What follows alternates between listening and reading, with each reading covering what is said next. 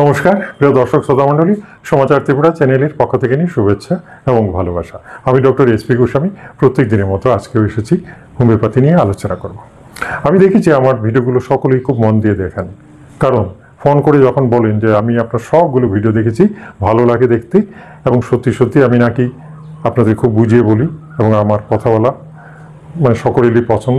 যাই হোক, এটা আমার সৌভাগ্য। আপনারা আমার সহজ ভাষা যে বুঝতে পারছেন, এটা সত্যি আমার আনন্দের।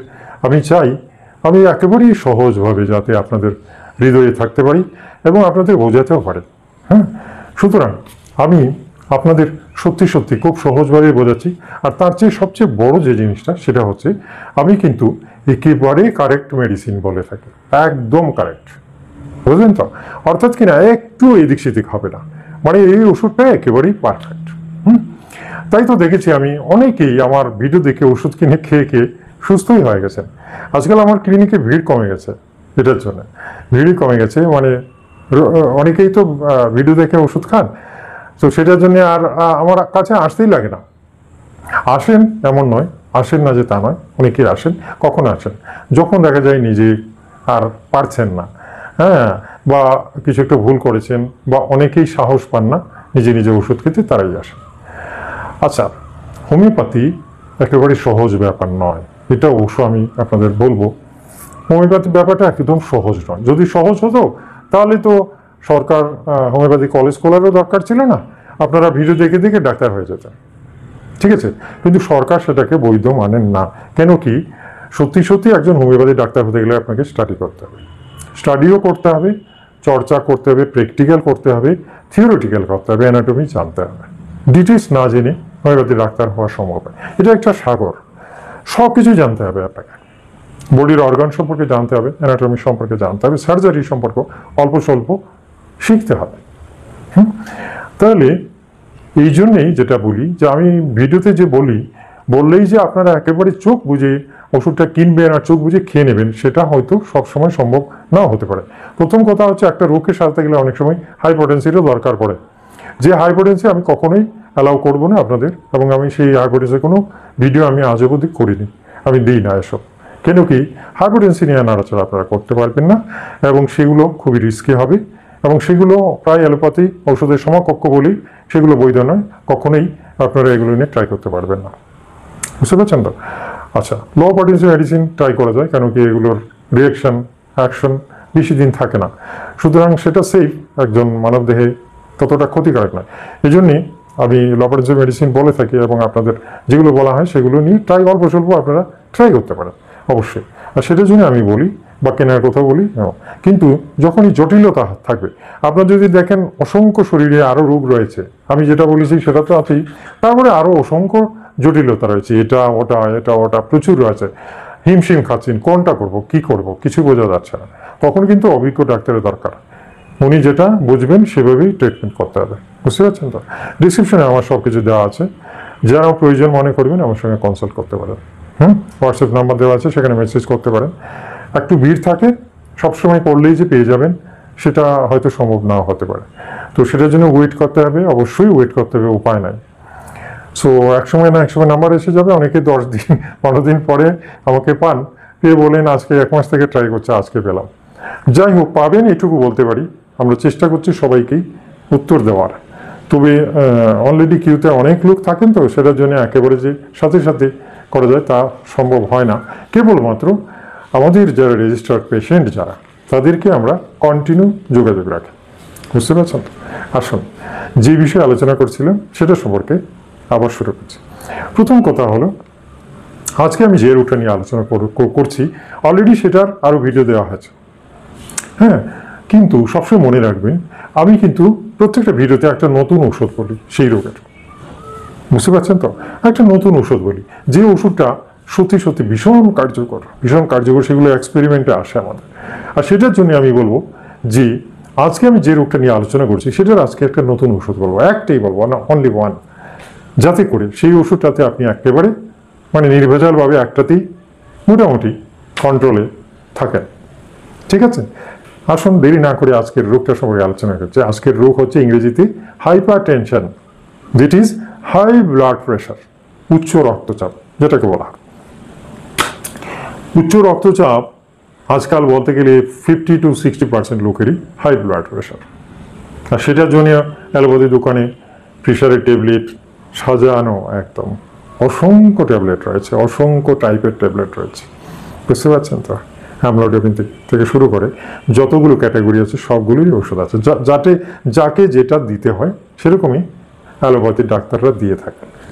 এবং সেটা আপনারা জানেন যে কন্টিনিউ খেতে হয়, বন্ধ রাখা যায় না, কন্টিনিউ খেতে হয়। যদি বন্ধ রাখা হয় বেড়ে যাবে, বেড়ে স্ট্রোকই হয়ে যাবে, বুঝতে পারছেন তো। সুতরাং অ্যালোপ্যাথি ট্যাবলেটটা, যেটা যারা প্রেশারের ট্যাবলেট খান, সেটা খাওয়া যেতে পারে, ঠিক আছে। আসুন, আমি একজন হোমিওপ্যাথি ডাক্তার, আমাদের হোমিওপ্যাথিতে প্রেশারের ঔষধ আছে এবং সেটা সমানভাবে কার্যকর। অর্থাৎ অ্যালোপ্যাথি ট্যাবলেটকে যে অ্যাকশন, হোমিওপ্যাথি ট্যাবলেট নয়, এগুলো সাধারণত ড্রপ, মাদার টিঞ্চার এগুলো থাকে, আজকাল ট্যাবলেটও বেরিয়ে গেছে, সবই আছে। আসুন, যে ব্যাপারটা হচ্ছে মুখ্য ব্যাপার, সেটা হচ্ছে অ্যালোপ্যাথি এবং হোমিওপ্যাথির মধ্যে, দুটোর মধ্যে কিছু একটা তফাৎ আছে। এখন অনেকের মনেই প্রশ্ন জাগে, ডেইলি ট্যাবলেটগুলো খাচ্ছি, শরীরে কি হচ্ছে না হচ্ছে, অনেকে ভয় দেখান, এই যে খাচ্ছ ভেতরে ভেতরে অন্য রূপ পাচ্ছে বা একটা রিয়েকশন হচ্ছে। হ্যাঁ, দেখুন, এটা তো একেবারেই জানা কথা, একেবারেই জানা কথা যে অ্যালোপ্যাথি ওষুধ খেলে পরে একটু না একটু সাইড এফেক্ট তার থাকবে, বুঝতে পারছেন তো। না কেউ উপায় নেই, খেতে তো হবে। আসুন, আর হোমিওপ্যাথিতে একটা গ্যারেন্টি আছে যে যাই করবে পারফেক্ট কাজ করবে, রিয়াকশন তেমন নেই। রিয়াকশন নেই বললেই চলে, আমি বলবো নেই, কিছু নেই।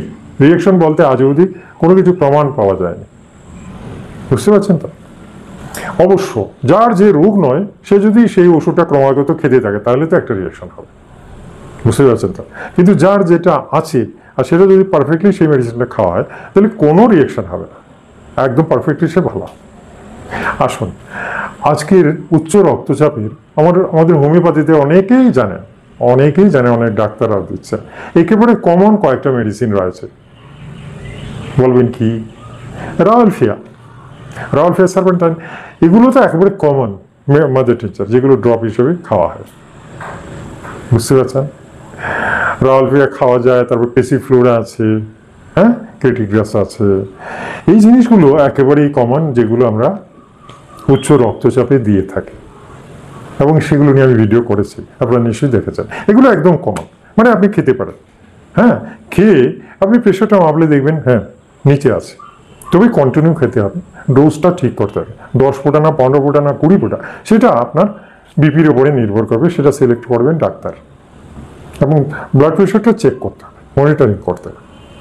কখনো এইভাবে অন্ধবিশ্বাসে চলবেন না। আপনার মনে করেন দীর্ঘদিন থেকে প্রেশার ট্যাবলেট খাচ্ছেন, হঠাৎ করে চেঞ্জ করবে, আপনার মনে হলো না আমি কালকের থেকে হোমিওপ্যাথি খাবো, হোমিওপ্যাথি নিয়ে এলেন, রাওয়ালফিয়াটি এগুলো নিয়ে এলেন এবং খেতে শুরু করলেন, এবং পরের দিন থেকে ট্যাবলেট টোটালি বন্ধ করে দিলেন। অনেক ক্ষেত্রে দেখা গেছে প্রেশার কমেনি, হ্যাঁ, বরং বেড়েই গেছে বা তেমন হেরফের হয় না। তো সেই সব ক্ষেত্রে আমি আপনাদের বলবো যে আপনারা খেতে পারেন, নো ডাউট খেতে পারেন, অবশ্যই ডোজটাকে নির্দিষ্ট করতে হবে সেই ডাক্তারের মাধ্যমে, এবং আপনি অবশ্যই খাবেন এবং খাওয়ার পরে, একদিন খাওয়ার পরে আপনার মনিটরিং করতে হবে, বিপিটা চেক করতেই হবে।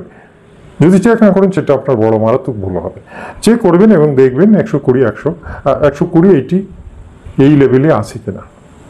যদি একটু এদিক সেদিক হয় কোনো অসুবিধা নেই, কিন্তু এই লেভেলে আছে কিনা এটা আপনার জানতে হবে। যদি দেখেন নেই তাহলে কিন্তু ট্যাবলেটটা খেয়ে নেবেন, অ্যালোপ্যাথি ট্যাবলেটটা খেয়ে নেবেন। কিন্তু হোমিওপ্যাথি রাওয়ালফিয়াটা খাওয়া বন্ধ করবেন না, খাবেন, খেয়েও ট্যাবলেটটা খাবেন, বুঝতে পারছেন তো। এভাবে ধীরে ধীরে 2 দিন খেলেন, 3 দিন খেলেন, তারপর ট্যাবলেটটা বন্ধ করে দেবেন। বন্ধ করে আপনি মেপে দেখুন, যখন দেখবেন যে লেভেলে এসে গেছে, তখন একদম চোখ বুঝে আপনি এটার উপরেই ডিপেন্ড করতে পারেন। তবে খাওয়া ছাড়বেন না, এভাবে খেতে থাকবেন, ঠিক আছে। আসুন, আজকে কিন্তু রাওয়ালফিয়া নয়, ক্রেটিগ্রাস নয়, পেসিফ্লোরা নয়, আজকে একটা নতুন ঔষধ আমি বলবো, যে ওষুধটা জার্মানিতে তৈরি হয়, পেটেন্ট ফাইল। ডক্টর রেকোয়াস কোম্পানি R85 নামে একটা পেটেন্ট ড্রপস তৈরি করেছেন, যেটা একটি মাত্র ড্রপ। নইলে তো রাওয়ালফিয়া, পেসিফ্লোরা, ক্রেটিগ্রাস এগুলো আলাদা আলাদা মেশাতে হবে, খেতে হবে, বড় ঝামেলা এগুলো। কিন্তু ডক্টর রকাজ R85-এ একই ফাইলের মধ্যে সবগুলো মিক্স করে দিয়েছেন, হ্যাঁ, আরও একটু বেশি বাড়িয়েও দিয়েছেন, যাতে করে রক্তচাপ 100% মানে ট্যাবলেটের মতোই সে কাজ করবে। এত চিন্তার ভাবনার কিছু নেই। R85 খেয়ে আপনি যদি মনিটরিং করেন দেখবেন একদম লেভেলে আছে, হ্যাঁ, প্রেশার ট্যাবলেটের মতো লেভেলে আছে। তো নিশ্চয়ই যারা কন্টিনিউ ট্যাবলেট খান, প্রেশার ট্যাবলেট খান, তারা এটা একবার ট্রাই করতে পারেন, অবশ্যই ট্রাই করতে পারেন। এবং দেখবেন একসময় আপনার মনে হবে যে এটার উপরে ডিপেন্ড করা যায়, এই প্রেশার ট্যাবলেট না খেয়ে এটার উপরে ডিপেন্ড করা যায়। আচ্ছা, হোমিওপ্যাথি যে মেডিসিনটা আর অ্যালোপ্যাথি ট্যাবলেটের মধ্যে একটা ডিফারেন্স তো নিশ্চয়ই হবে। তার অ্যালোপ্যাথির ফর্মুলাটাই আলাদা, বুঝলেন তো, আর হোমিওপ্যাথির ফর্মুলাটাই আলাদা। সুতরাং দুটোতে কোনটা বেস্ট হবে? আমি দেখুন একজন হোমিওপ্যাথি ডাক্তার হিসেবে আমি অবশ্যই R85-কেই প্রেফার করব। কেন কি?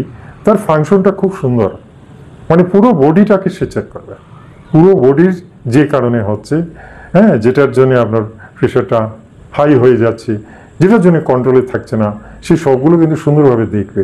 এত সুন্দরভাবেই দেখবে যে কম্পিউটার মতো, মানে অটোমেটিক সে অ্যাডজাস্ট করে নেবে, অটোমেটিক। বুঝতে পারছেন তো?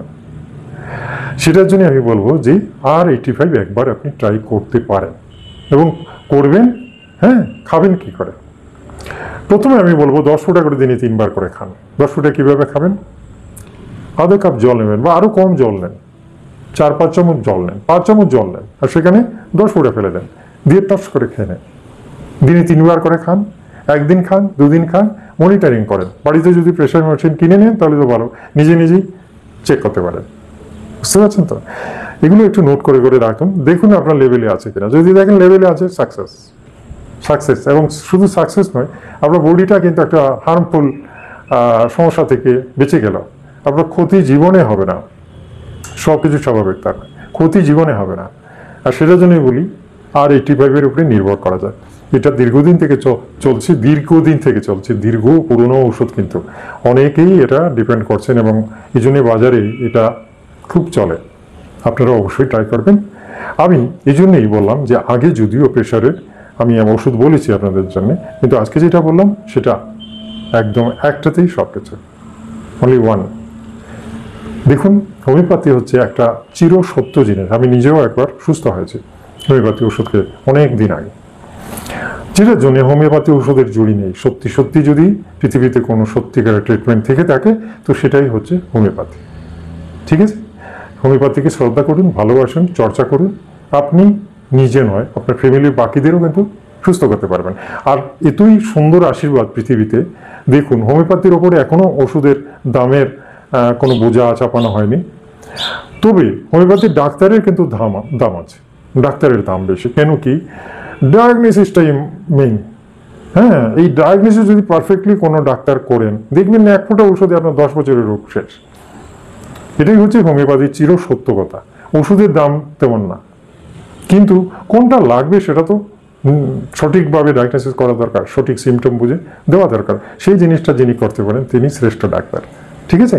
আমি প্রত্যেকদিনই আসছি এবং আপনাদের নতুন ইনফরমেশন দিচ্ছি। মন দিয়ে ভিডিওটা দেখবেন এবং যারা নতুন আমার চ্যানেলে এসেছেন চ্যানেলটাকে সাবস্ক্রাইব করবেন। এই ভিডিওটা ভালো লাগলে একটা লাইক দেবেন। ঠিক আছে? ভিডিওটা শেয়ার করুন সবাইকে, কারণ R85 আরও প্রচুর লোক এগুলো খেলে সুস্থ থাকবেন। আর আমি তো সবসময় বলি, দেখুন, সুস্থ সমাজ থাকলে পরে আপনিও শান্তিতে থাকবেন। বুঝতে পারছেন তো? সুস্থ মানুষ কখনোই অসুস্থ কাজ করে না, ঝগড়াঝাটিতে থাকে না, হ্যাঁ, হিংসা বিদ্বেষ ভুলে যায়। কারণ সুস্থতার এটা একটা বড় লক্ষণ। আর এটা থাকলে আপনি সুখী হবেন, নো ডাউট। একটা দেশ সুন্দর হতে পারে। আর এই জন্যই আমার ডেডিকেটেড সার্ভিস। আমি চাইছি সারা দেশের লোক হোমিওপ্যাথি চর্চা করুক, হোমিওপ্যাথির ওষুধ কিনে খাক, ওষুধ সম্পর্কে জ্ঞান থাকুক। যদি সুস্থ থাকেন, আপনি যদি সুস্থ থাকেন, পৃথিবী সুন্দর, নিজেরও ভালো লাগবে, অন্যদেরও ভালো লাগবে। সবাই সুস্থ থাকলে দেখবেন আনন্দে মেতে উঠবে। সেই স্বপ্নটা আমি দেখি আপনাদের নিয়ে। ঠিক আছে? আগামীকাল আরেকটা নতুন ভিডিও নিয়ে আপনাদের সামনে হাজির হব। ততক্ষণে জন্য বিদায় চাইছি। নমস্কার, ধন্যবাদ।